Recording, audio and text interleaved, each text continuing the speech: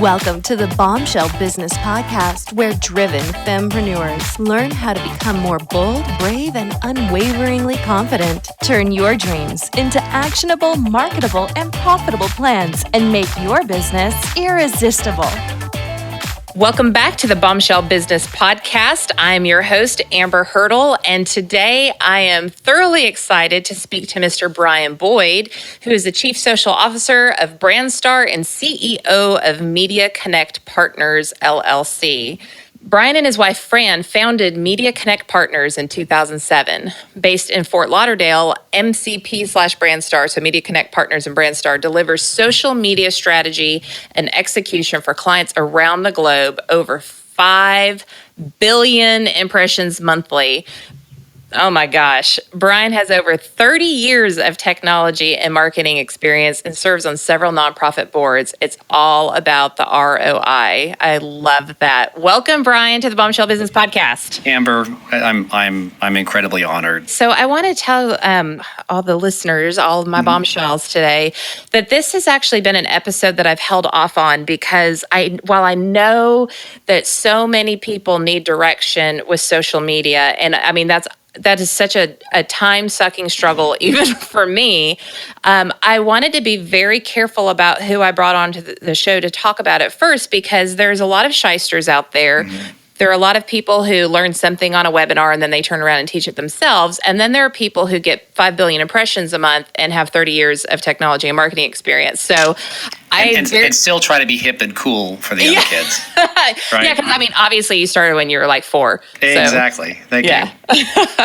So tell me a little bit about BrandStar and what it is exactly that y'all do. Sure. Well, MCP is the company that my wife and I founded in New York in 2007, and we at the time we were focusing on Friendster and MySpace. Yeah. If anybody remembers those things. You'd be in my top 8, Brian. There you go. There you go. Tom, my friend Tom. Yeah. That's too oblique. No one gets that today. Anyway. We focused on that, and we brought some major New York brands in, and we helped them with that. And then as the new platforms came out, we realized that this was something that really needed some full-time attention.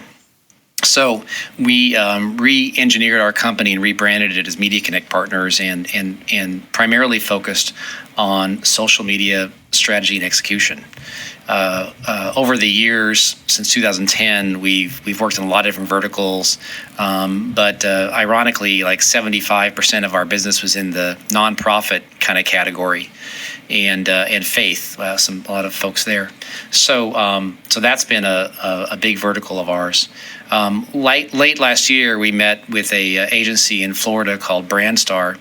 And they're a 22-year-old agency that works with brands around the world creating branded content. They have a TV studio, and they have several shows that air on Lifetime TV and Fox Business. And they were missing some of the digital marketing part. They have brands come through, but they weren't sticking around to keep doing business with them.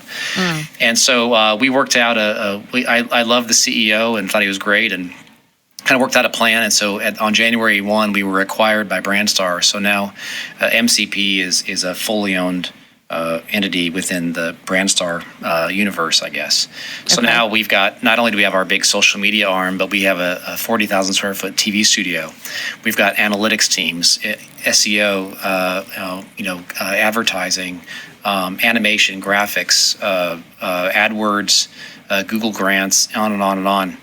And we've got a great facility here in Fort Lauderdale. And definitely, if anybody's listening and they'd like to come down and check us out, please come. And we give a good tour here. We have free coffee, too. Yeah, so, that's a great place to start. Yeah, it is. I love my coffee.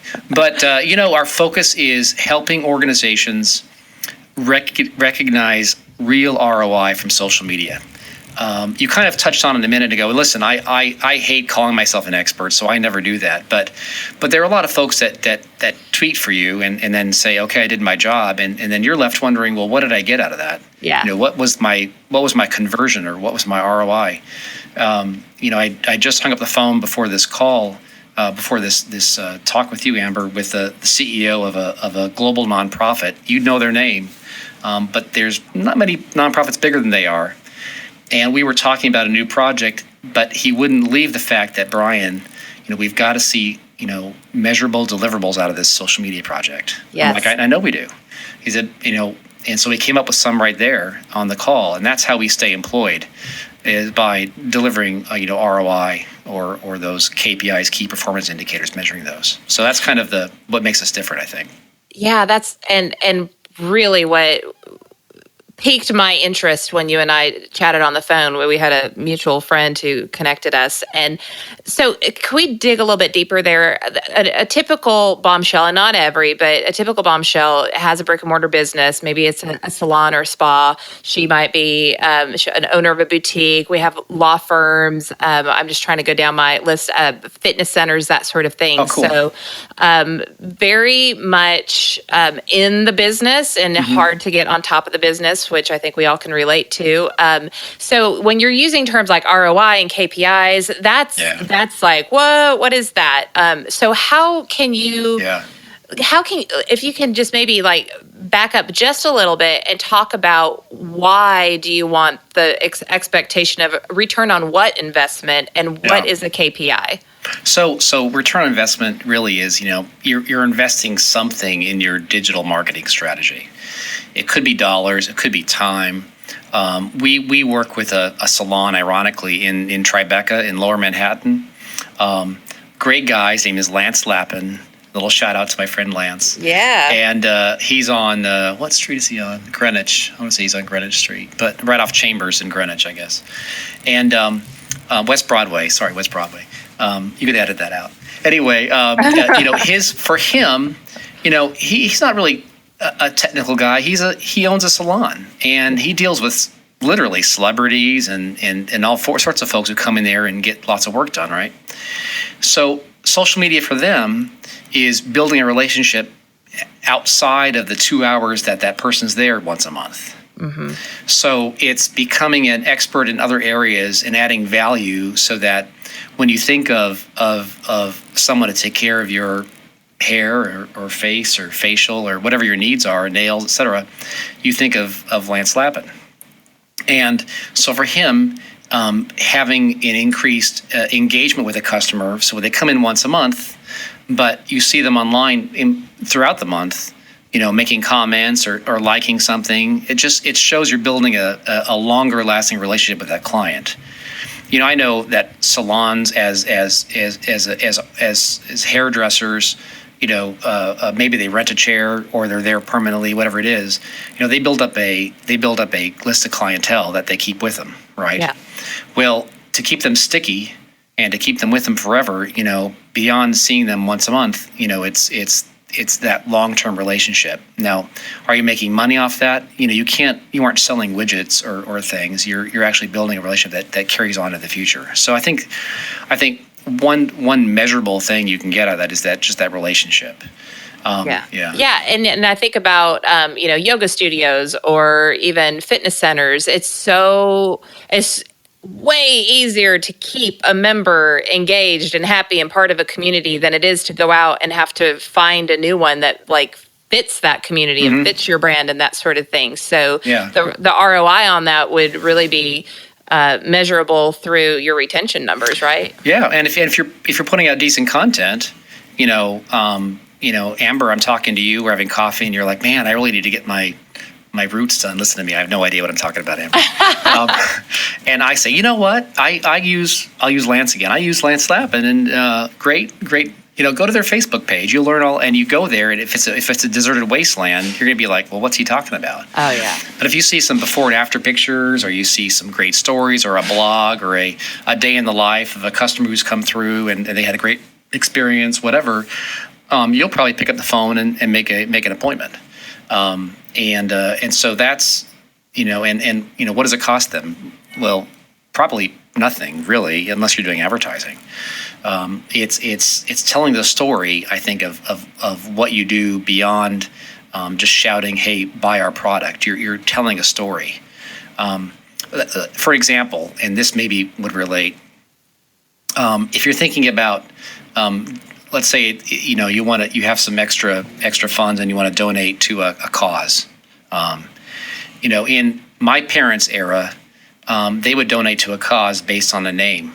So if it was a Red Cross or a Salvation Army, or maybe somebody like, let's say, a Billy Graham or some notorious person where you know the name, they would give based on that or engage.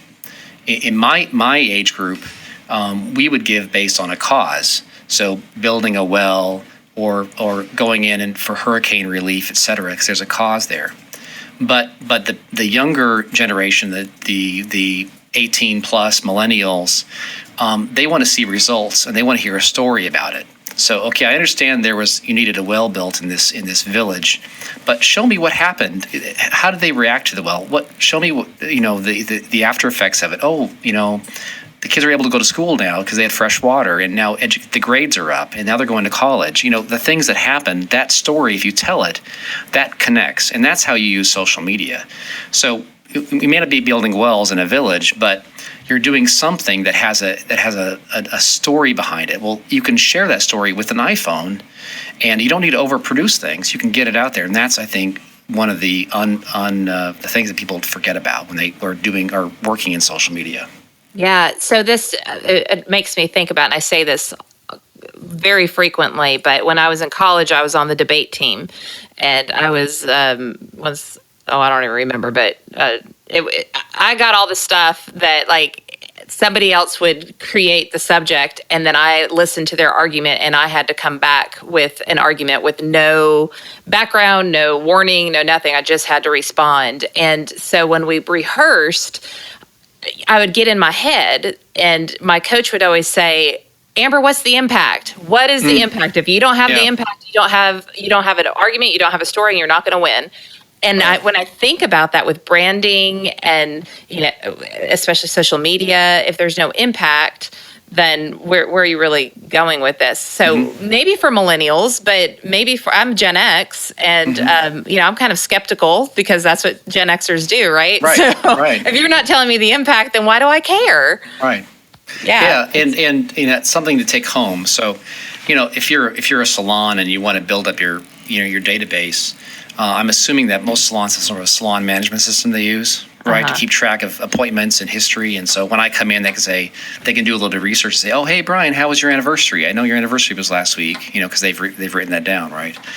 A good marketing strategy would be building up that email database so that in your salon management system, you can email everybody on a regular basis and say, here's what's new. Well, social media is a great way to build up the database. So if you're going to have a wine and cheese night or something and come in and see the newest products from XYZ manufacturer, you put that on social media, drive people to a landing page where they can give their email address or an Evite or something like that.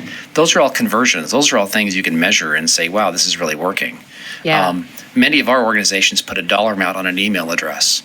So if you're a retail establishment, you've got 10,000 people in your email database, you could say, okay, I'll put $5 on each email address and say that over the lifetime of that email address, I'm going to earn $5.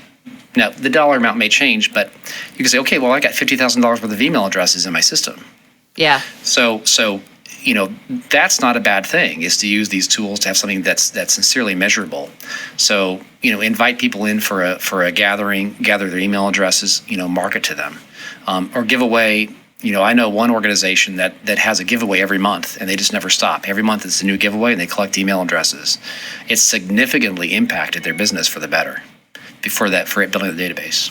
Can you elaborate on that a little bit? Because, a lot of bombshells are like, well, I would just do social media because I'm supposed to do social media. And so there's not a lot of strategy behind it. Now, and so we've touched a little bit on creating that sense of community and engagement and retention and that sort of thing. But then let's talk about how would you use the email for the long term? So it's just not hit or miss. Social media gets all the praise, but really an email list is gold, right? So can you talk about the connection there and how a bombshell might focus in that area some? Well, I think just the email database, the amount of followers that one would have on any of these platforms, Twitter, Facebook, Instagram, for instance, for somebody like yourself, podcast listeners, podcast downloads, those are all revenue numbers. So if I own a retail establishment and an investor pops in and says, I believe in what you're doing, Amber, but tell me about your following. Then you can say, well, I've got 60,000 people on my email database. What? You do what? That becomes a factor in valuation for the dollar amount of your business. So I think it's more than just a marketing tool. It's a foundational piece of who you are as a company. I know a company that sells regularly, and they lose business because they don't have enough followers on their Facebook page. Wow. So they'll sell their widget, and just last week I was talking with them, and they're like, we're losing business because we don't have enough credibility. And so we initiated a campaign to legitimately and organically build up that Facebook following, not buying things off eBay, not buying likes on eBay, right? But organically getting them, and within 3 weeks they saw an immediate turnaround in their business. That's amazing. So I think there's hard revenue things where you send an email out, somebody buys something, somebody makes an appointment. Then there's that softer revenue piece that goes into the future, which I think is equally as important. But sometimes the CFO doesn't see as much value in that because they're not making money off that. Yeah. So I always think about when I want to try a new restaurant, because I'm a foodie, die-hard foodie. And if I want to try a new restaurant, yes, I go and look at their menu on their website.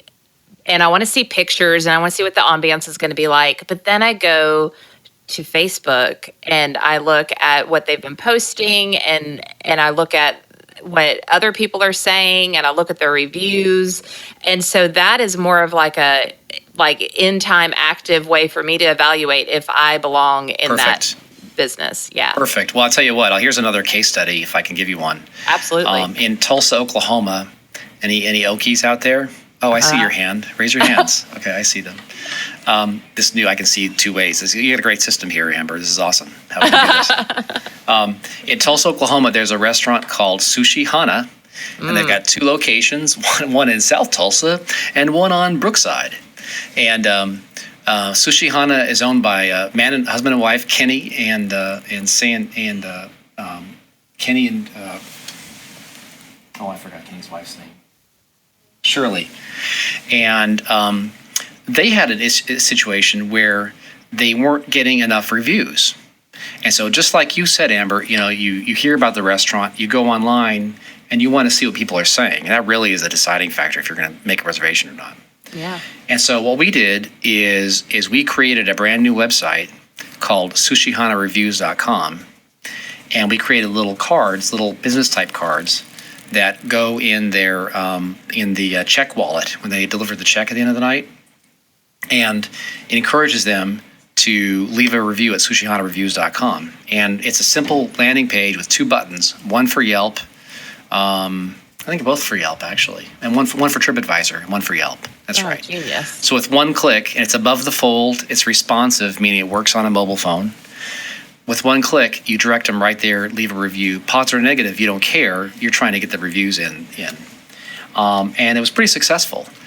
For a period, they were number one restaurant on TripAdvisor for the entire Tulsa, Oklahoma area. Wow. And so, I hope it impacted their business positively. But this was a mix of strategy and social. So if you think about it, they had a goal. This was to bring business in. One of the problems was they weren't getting enough reviews, so we thought of a solution to that, which is driving traffic there with a simple landing page, and then people execute on that. Yeah. If you just say, "Hey, give us your review," people don't know where to go. You have to lead them. You have to really lead them to where they want to go. They don't do it on their own, so you have to kind of tell them what to do. Yeah, because just think about how busy we are with everything. Oh, yeah. I do well to just get the things done that I need to get done for Amber and Amber's family, let alone my business and everything else. So that real directness, I like that. You have to tell people what to do. In fact, on a lot of our social media we create for our clients, if you need to tell them to share it or retweet it or like it. If you have to actually say it, please share this post. And then I've got tons of data going back 10 years showing the spike in traffic when you actually ask them to do that. They don't do it unless you ask them. So in this case, please go here and review it. I don't think they were giving away an appetizer or something. I forgot what the rules are, but a lot of places will do something nice for you if you give a review. So that's also not a nice thing to do. Yeah, and it also, when you make yourself visible. Well, I let me say it this way, because I like to work with premium brands, and I really like an upscale experience. So I have found that when a business owner greatly honors the fact that somebody took the time to review, and they send them an email or something, that then creates that VIP exclusive experience. You feel like a special person, like a human, that this person knows your name. They acknowledge that you took that time. And that builds a deeper loyalty in return, because, like, hey, the GM of whatever emailed me. I'm going to go back there because I know the GM. I mean, that's just. Well, here's two little stories for you, little short ones. A couple of years ago, my wife was running a marathon at Walt Disney World. And we were staying at the Hilton Bonnet Creek, which is a Hilton property Hilton Hotel on the Disney property in Orlando. And so it's right inside the property. And the morning of the marathon, we were out there at 4 a.m. in the lobby waiting for the buses. And all the Hilton employees were out there dressed up, cheering with signs and pom-poms and things. And they had a buffet set up. And they were shaking everybody's hands and congratulating. And I'm like, and the GM was there. And I was shocked that at 4 a.m. they'd be out, with their guests, congratulating them on getting ready to do the marathon, right? Yeah. And I was so impressed that I was writing my first book, and I actually took one of the chapters and I talked about this experience in my book. And sooner than one other time later on, I actually went back to the property and I gave them a copy of the book.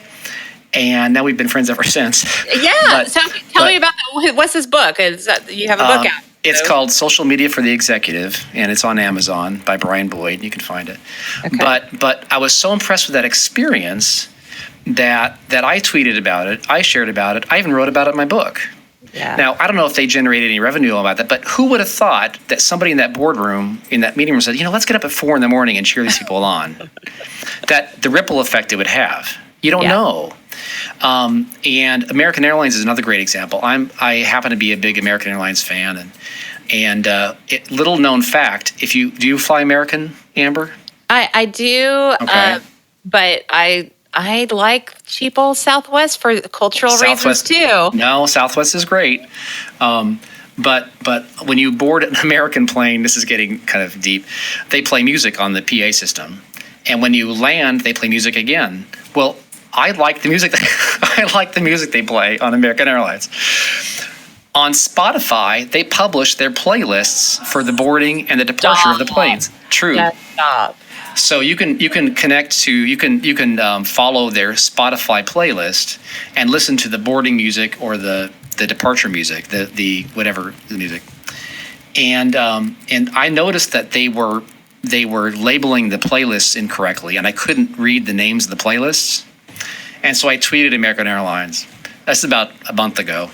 And I said, you know what? I love your music on Spotify, but I can't read the names because of the way you've got it formatted. Just FYI, I'm one of how many billion people that fly this airline. Yeah. They wrote back and Mr. Boyd, we're glad you're a fan, and we'll let our team know. Keep on listening. I'm like, okay.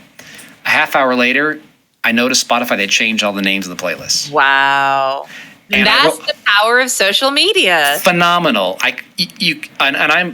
couldn't be a bigger fan of them right now because they listened to me and they actually made a change. I saw it implemented. I'm like, who am I? And I got so excited about that. But our communication was through social, and I've already told the story, maybe 10 times.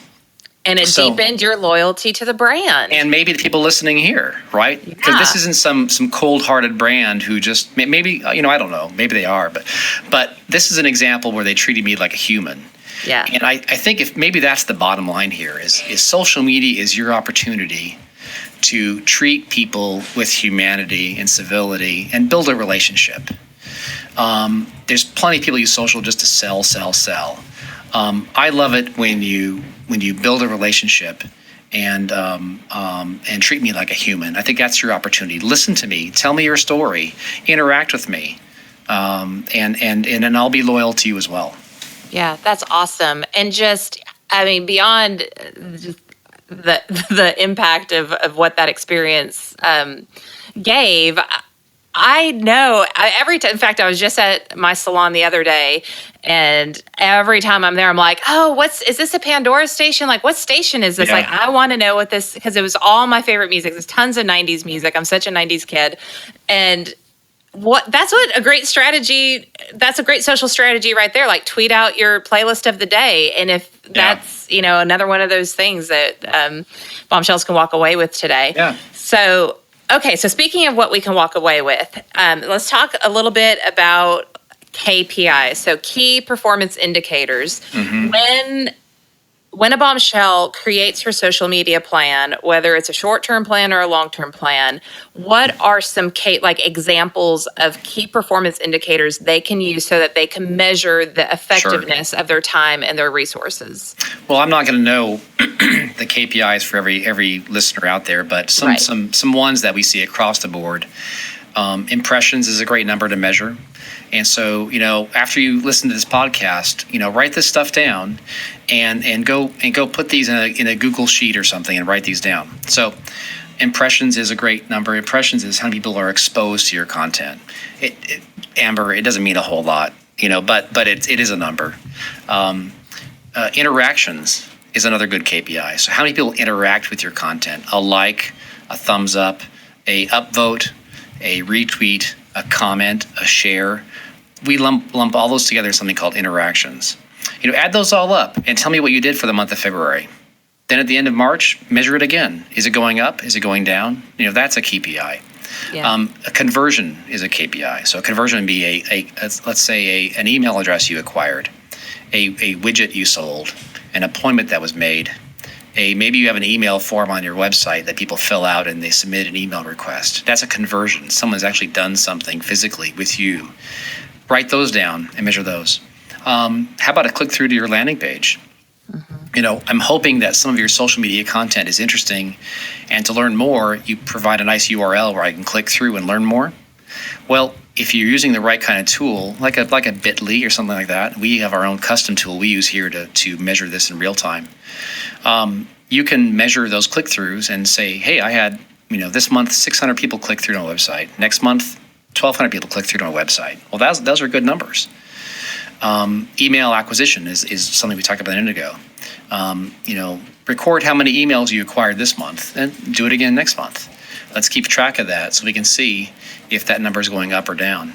Those are some of the top things. Awareness is a number. Sentiment is a KPI. There are tools out there. Salesforce makes one. There's some free tools. If you Google it, you can find it. But measuring sentiment, are people happy with you? Are they mad at you? Do they generally say good things or not? Those are all kind of some of the things you can measure. And your brand may have other items that are important to you that you want to record and measure on a monthly basis. Yeah. But I think that's the key, right? Is to find the number that you're going to track and then track it. Whereas, a lot of people I think are just shooting in the dark. They're doing it to do it. They don't really have anything that they're tracking in terms of seeing if what they're doing is actually gaining some traction or that sort of thing. So yeah, not every social media campaign is a home run. Please, we've had plenty that have not been successful. So I don't expect everybody here to become a millionaire tomorrow because they listen to this amazing podcast. But you feel forward, right? It's still data. It's data.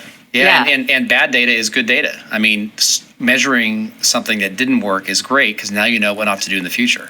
Yeah, absolutely. And so these little things like asking for a share, we measure that and we know the positive impact of that. So I can put an A and B test up there and do one with and one without and show you the impact. So it's important to measure all that stuff. So one more. Well, I'll say two more questions, but one more question before my final question. There's usually a debate between be everywhere, blast everything to everything. You want to be on every social channel that there is, and then there's the argument that you just pick a couple and you do those well. So where do you stand on that? Well, you get to pick the ones that apply to your audience. I think, if we use the salon example, Snapchat is a great platform to be on. You can tell a real interesting story on Snapchat and have that 13 to 20-year-old audience, connect and you can tell your story. Line, which is a platform based out of Japan, would not be a good choice for you. Here domestically, it doesn't have a big audience, and it may not be good. Open Table, not a good platform for the salon business, right? Now, if you're an author, you'd want to look at Goodreads, phenomenal social platform for the author. Tell your story, tell about your book, get that going. TripAdvisor, not so good. Then you've got the ones that cross platforms. Instagram, Twitter, Facebook are pretty good for everybody. I don't want to ignore YouTube, of course, a great platform for video. But you want to choose the platform that matches your demo and matches the kind of product what your message you're trying to give. We have clients that their demo is older, and so Snapchat, maybe even Instagram, isn't a great fit. Yeah. So I think it's measuring that before you make your first post. Look at your audience, look at you trying to engage, and then select the platforms that are needed. And even then, you don't want to blast the same content on every single platform. You don't put a billboard on television. Right. You want to give your message differently for each audience. And so if my message is to connect with Amber Hurdle, I'm going to say it differently on Snapchat than I would on Instagram than I would on Twitter. Gotcha. Okay. So good takeaways there. So I guess my final question is, if there is something that you could impart on our listeners today that they could take away just as a golden nugget for social media as it applies to their business, what would that be? Hustle. Get out there, and social media doesn't happen by accident. It takes careful strategic planning and careful thought. And so you want to take some time and think about it and come up with a written plan. Don't treat it like a byproduct. This could be your most effective marketing tool in the history of the world. And the ROI is measurable in real time. If you're spending money on ads, even on Facebook, you can target somebody in your community for a quarter, 50 cents, $1. Yeah. A year from now, that might be $10 and $20. I don't know. So we're sitting on this amazing set of tools, which allow you. Look at our president. When have we ever seen a president with the ability to communicate with his constituents in real time? Yeah. It's been around, but hasn't been used. Like it or not, it's incredible to see. Yeah. And so, get out there, make a plan, and get to work. But put some thought behind it. I think there's a lot of things there. It wasn't just one thing, was it, Amber? Well, it all ties in. Yeah. I think that when you bring it all down to hustle, that's hustle your plan, hustle getting Yeah. out there, hustle your intention. That's a key word for sure. It is, and and be a human. If you have we aren't in the business of having typos and stuff in our tweets, but if you have a typo, it's probably okay. You're a human being. If you shoot a video, I'll leave you with this. One of our most successful videos that we did on social media for all of our clients globally last year was I was in Israel and I shot a video in the middle of it's a river there called the Jordan River. Mm-hmm. And there was an event happening. And I waded out in the middle of this river and I did a Facebook Live. Wow. With a hotspot in my pocket on my iPhone. We had more views off this than anything else all year long. It wasn't professionally shot. I had no professional microphone. And yet the content was intriguing and people watched and watched and watched and watched.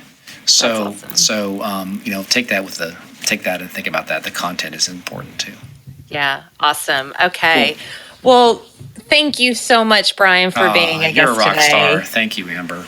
If you want to learn more about Brian, of course, you can tweet to him at Brian Boyd on Twitter. You can email him, brian@mediaconnectpartners.com.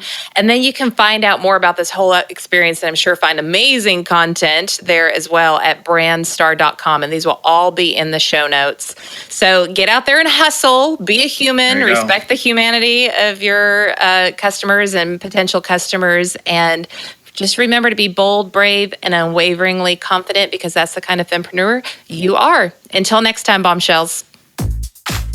Thanks for listening to the Bombshell Business Podcast. Visit amberhurdle.com for more resources and be sure to tune in again. Cheers to you, Bombshell.